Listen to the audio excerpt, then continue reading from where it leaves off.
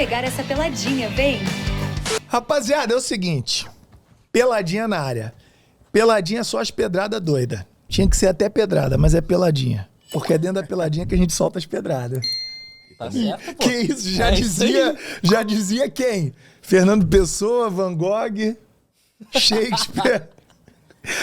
Gente, estamos aqui com Felipe Teixeira, a.k.a. 3 Pontos. 3 Pontos BR.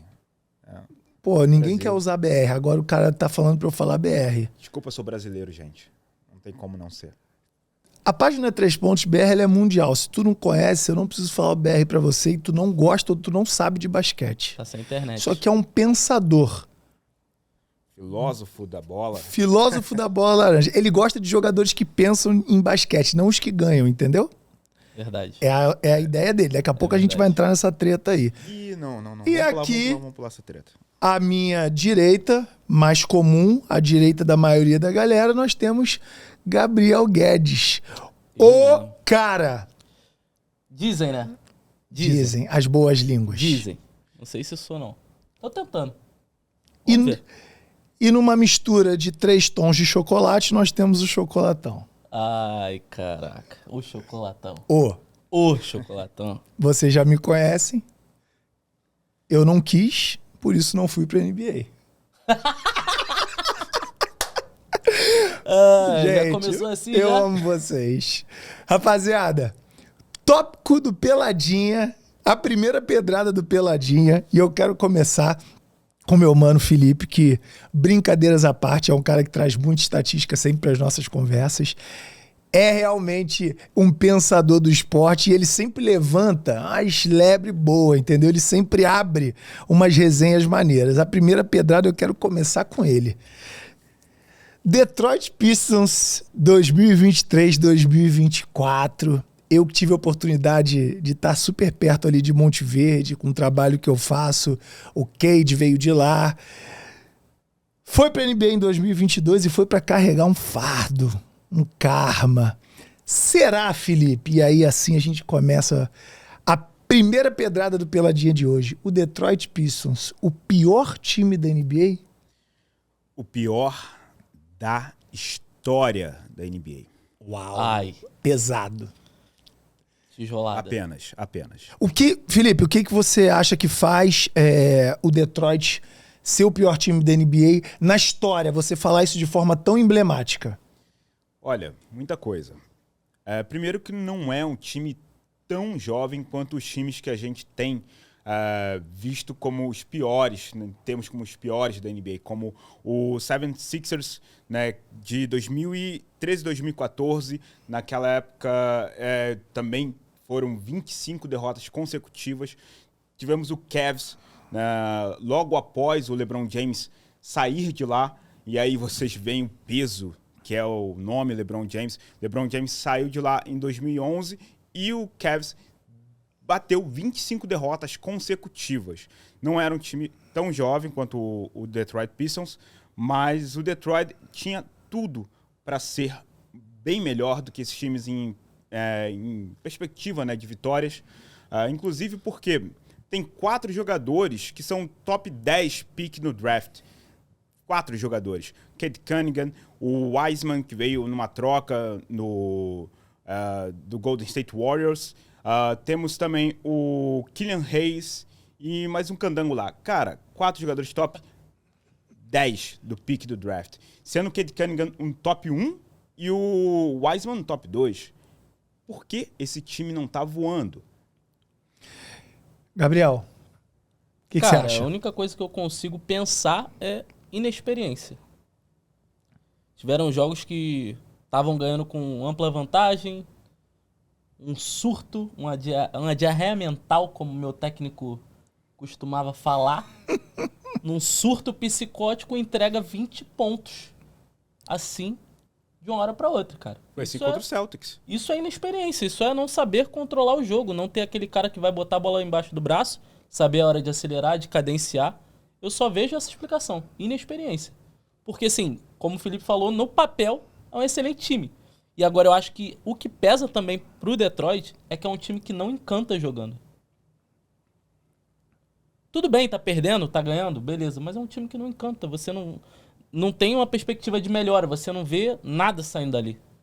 Entendeu? Inclusive, né, o técnico do Detroit Pistons, o Monty Williams, ele chegou a uma final com o time do Phoenix Suns.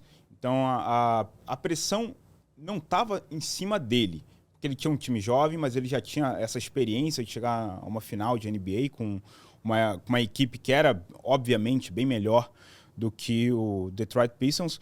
Mas, ainda assim, ele chega ali com essa bagagem e não consegue desenvolver nada, sabe, com esses jovens. Eu fico um pouco pasmo, né, com essa falha do Detroit Pistons de conseguir chegar um pouquinho mais, sabe, pronto para essa temporada, conseguir competir. Cara, é meio complicado.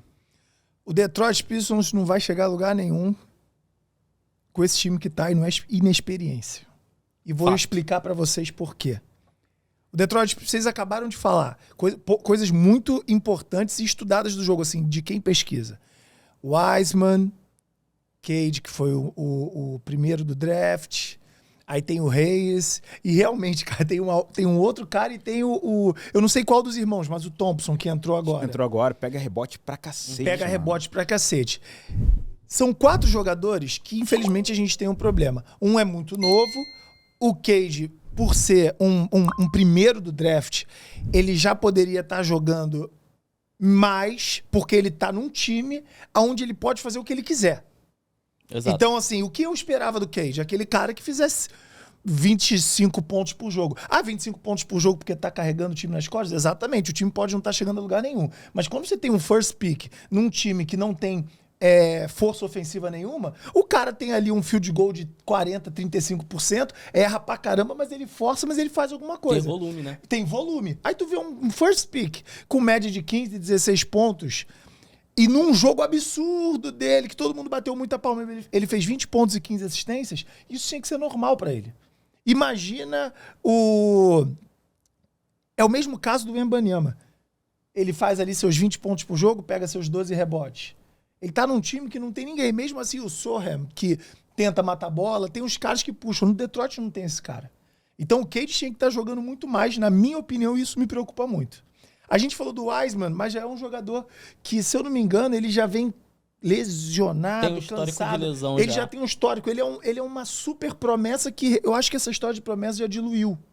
Ele teve tempo, eu não sei, mas ele já teve algumas temporadas que, na minha opinião, ele já poderia ter mostrado um pouco mais. Eu tô achando que tá azedando Wiseman.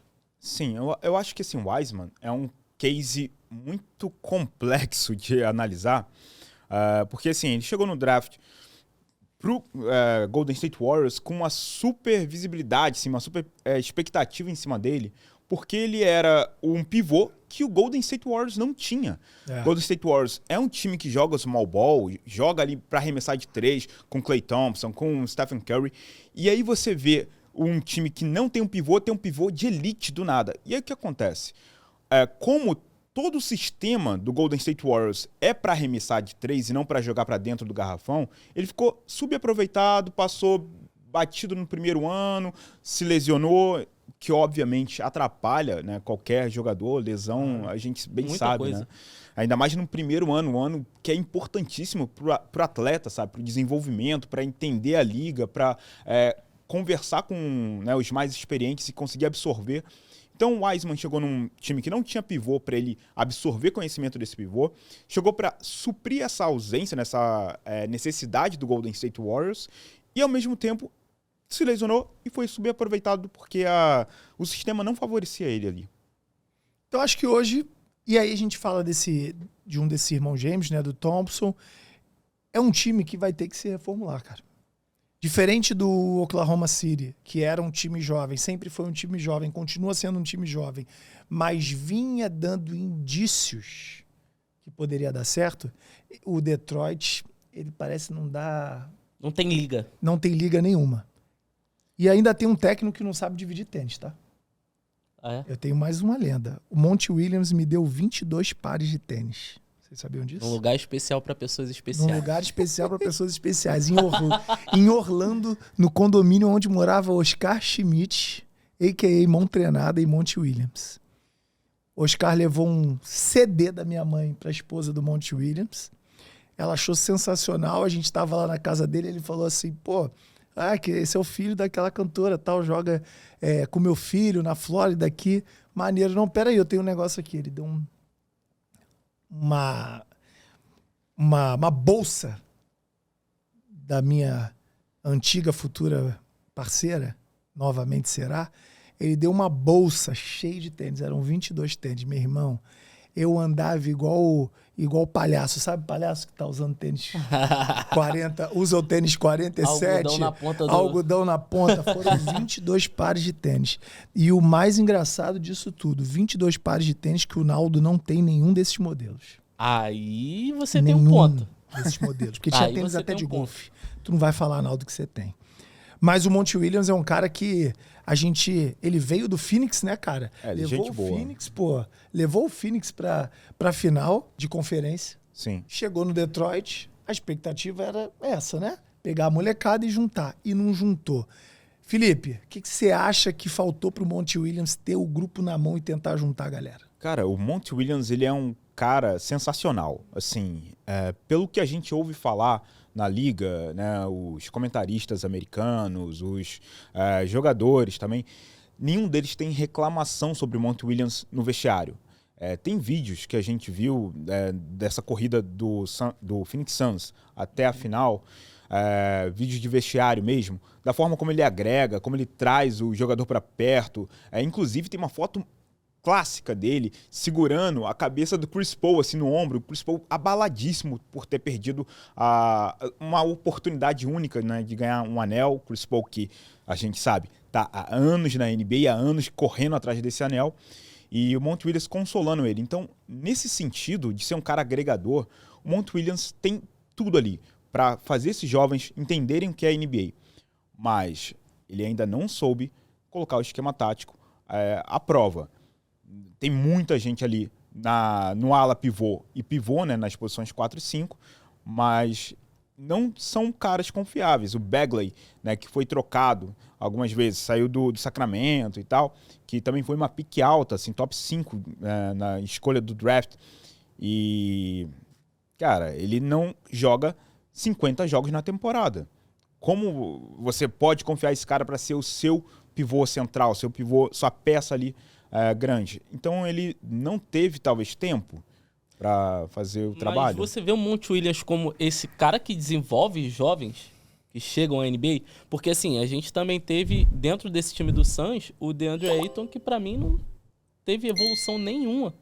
Mesmo o Suns chegando à final, cara. Assim, lógico que aquele time do Suns também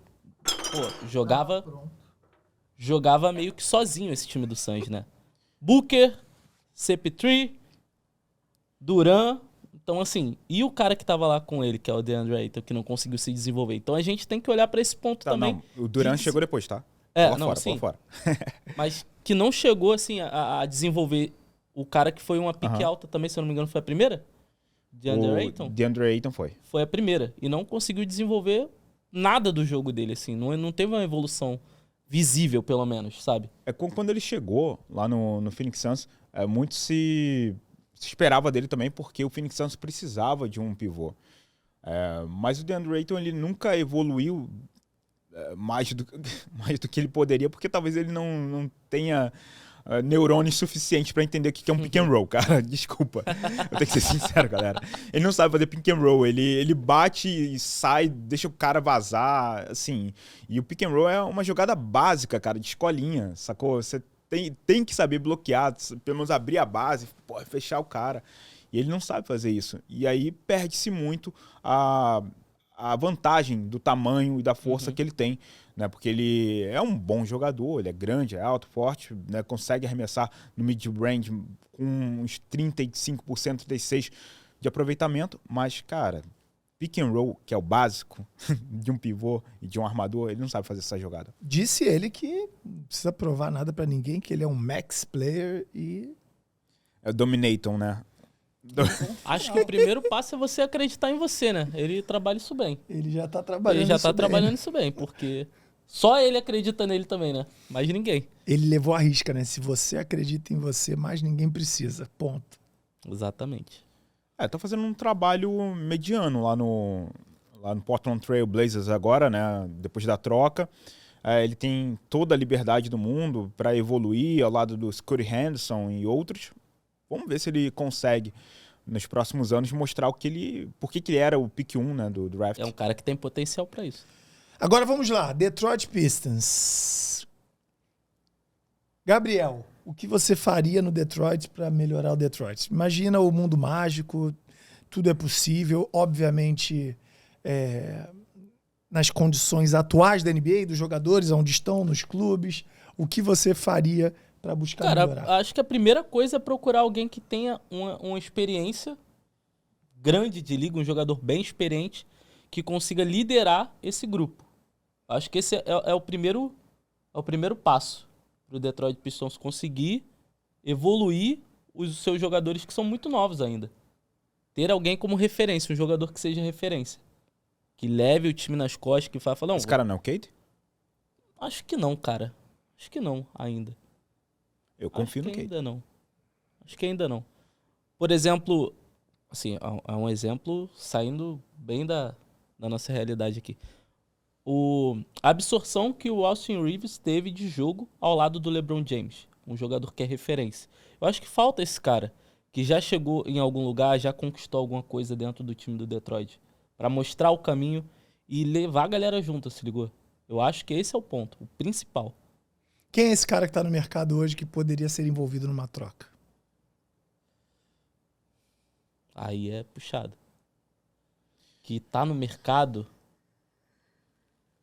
É difícil, né? Porque todo mundo que tá em algum time quer ir para um contender, né? Quer ir para um time que vá competir por um campeonato. Não é o caso do Detroit Pistons. Detroit Pistons, eles estão tentando criar uma cultura nova ali dentro. E assim, é difícil você criar uma cultura vencedora. Criar um núcleo jovem que vai vencer. Aí vamos dar alguns exemplos aqui de núcleos jovens que vencem, ou que estão tentando vencer. O Charlotte Hornets, liderado pelo LaMelo Ball, é um núcleo jovem também, né? Tá tentando vencer. O San Antonio Spurs eu acho que não é referência, é o time mais jovem da liga, com o Wembanyama agora, ele vai ser a peça central e vão tentar fazer esse time funcionar a partir disso. Estão tentando, parece, não sei, porque muita gente está tentando trazer o DeJounte Murray, que saiu do San Antonio Spurs, e agora o San Antonio quer ele de volta para ser o armador principal ao lado do Wembanyama, fazer esse time vencer logo, né? Vencer na próxima temporada. Um outro time bem jovem que pelo menos disparou no início da temporada, que é o Orlando Magic. Cara, um time de 24 anos de média. O Franz Wagner, o Paulo Banchero, e tá vencendo, tá conseguindo criar uma cultura ali dentro vencedora. E é isso que o Detroit Pistons tem que fazer. Insistir no Cade Cunningham? Sim, mas tentar criar essa cultura vencedora. Eu fico pensando aqui em relação ao Detroit. A gente acabou de falar a gente falou muito de cultura vencedora, espírito vencedor, liderança. Hoje, o Detroit, o Cade, na minha opinião, ele está muito contaminado com tudo que aconteceu. Eu acho que seria sensacional se o Detroit conseguisse fazer uma troca, levando alguns jogadores novos e trazendo, por exemplo, Donovan Mitchell. É um cara que ele está oscilando dentro do Cavaliers. O Cavaliers voltou agora, hein? Cavaliers voltou a jogar, mas não é oscilando. O Donovan Mitchell, ele dá indícios que ele quer procurar algo novo, que ele não está muito acreditando ali. Aí o Cavaliers está agora, no exato momento onde está gravando essa peladinha aqui, ele venceu 8 jogos seguidos. Sim. Mas o Donovan Mitchell vinha querendo sair. Ele é um cara que ele bota a raça, que ele acredita, ele veste a camisa. Talvez seja um cara bom do Cade colar. Eu acho que se não tiver uma troca absurda pro Detroit, eu não vejo o Detroit saindo do lugar. Eu acho que o Detroit precisava de uma troca absurda. Quando eu digo troca absurda é essa. Talvez dar vários picks, dar vários jogadores jovens e trazer uma estrela que não tenha conseguido nada. Porque você não vai conseguir falar com super jogadores que já chegaram na final, que eles não vão querer descer. Exatamente, eles não vão querer descer. Agora, eu acho que o Detroit pode seduzir por um projeto novo do zero. Ó, somos o Detroit, estamos perdendo tudo, a gente quer que você venha para ser o franchise player, você vai mandar aqui. Tem muito jogador na NBA que tem o ego alto o suficiente para querer falar, pô, então aqui eu vou mandar. Por exemplo, Devin Booker, Bradley Beal e Kevin Durant. Se não der certo, uma hora um desses vai querer mandar em algum time. Eu aposto no Durant. Então eu acho que essa é uma grande opção. Tentar aproveitar alguém que esteja com ego grande, que não deu certo com outros jogadores tops, para mudar completamente. Concordo. E assim... E não acho que é o Monty Williams, não. Eu acho que vai ter que trazer um outro cara. Sabe quem é o cara? Quem é o cara? Sabe quem é o cara? Mike Budenholzer, não sei. Não. Não, tô falando de jogador. Jogador, quem é o cara? Bota aí uma coroa na cabeça. Traz o filho dele junto. Levar o LeBron... LeBron James Levar o LeBron por qualquer...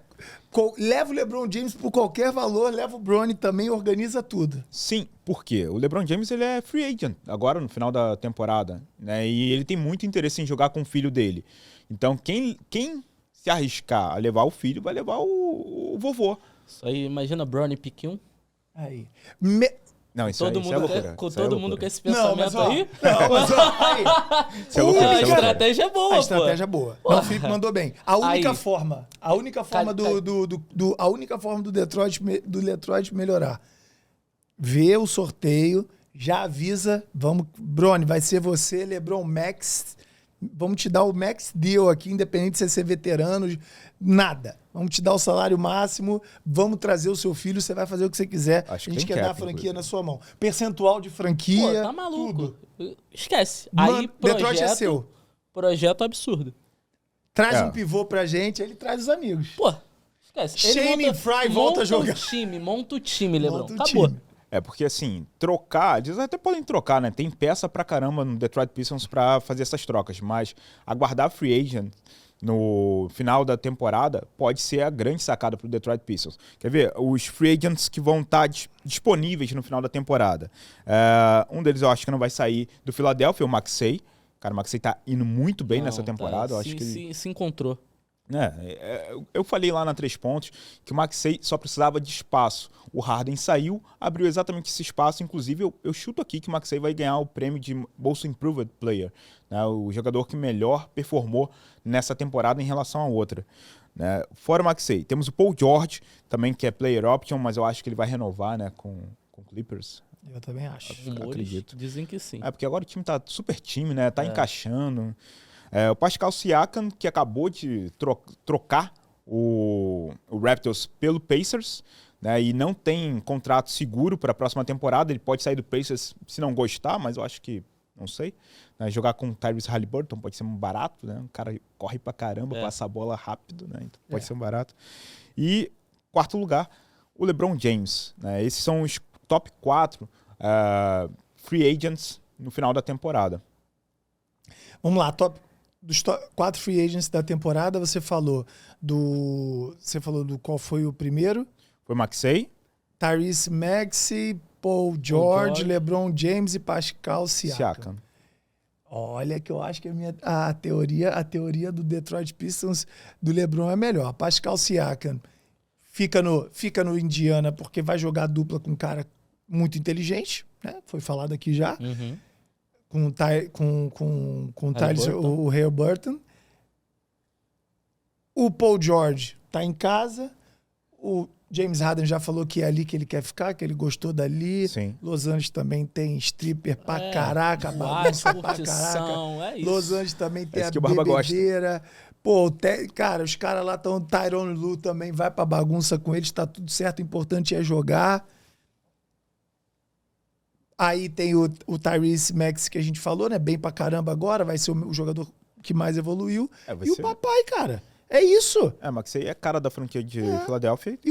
E o papai LeBron, Que tá na pista, né? Tá na que pista vai pra estar na negócio. pista, quer jogar com o filho, agora ele quer bater recordes pessoais, já ganhou título, já ganhou, já ficou amarrado, ganhou o primeiro título do in-season dele, então ele já guardou um in-season também, então ele vai querer jogar com o filho. Se o Detroit estuprar mesmo, vier pornográfico, falando, ó, a franquia é tua, vamos trazer teu filho, vamos trazer quem você quiser, só não traz a tua mãe, porque senão os jogadores vão ficar muito alvoroçados com ela, que foi o que aconteceu em Cleveland, né?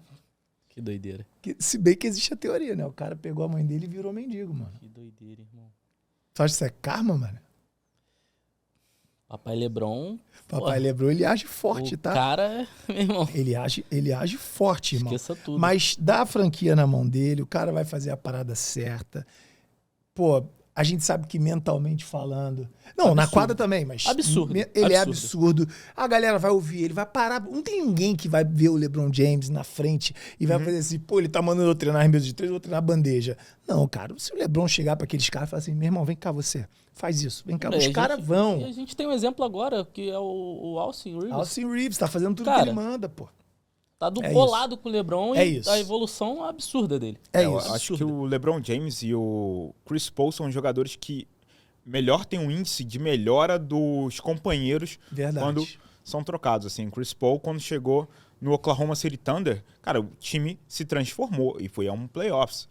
Então, o LeBron, eu acho que é esse tipo de jogador, o jogador que transforma a equipe.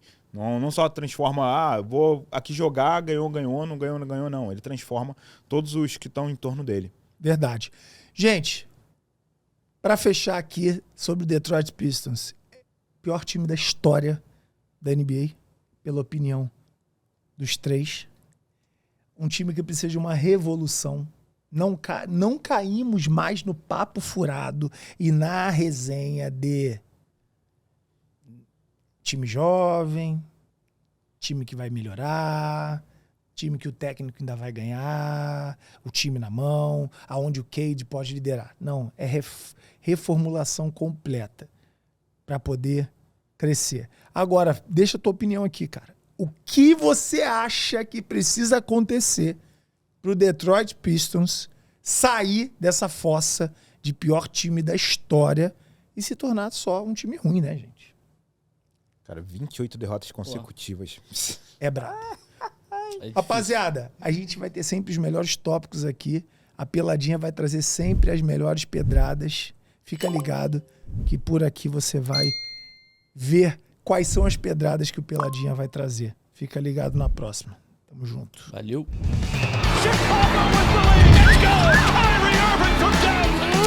Vem pegar essa peladinha, vem!